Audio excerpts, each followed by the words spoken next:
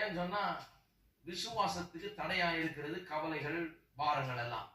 ஒன்றை குறித்து கவலைப்படாமல் எல்லாவற்றை குறித்து உங்கள் விண்ணப்பங்களை ஸ்தோத்திரத்தோடு ஜெபத்தினாலும் வேண்டுதலாலும் தேவனுக்கு, அப்பொழுது எல்லா புத்திக்கும் மேலான தேவ சமாதானம் உங்கள் இருதயங்களையும் உங்கள் சிந்தைகளையும் கிறிஸ்து இயேசுவுக்குள்ளாக காத்துக்கொள்ளும்.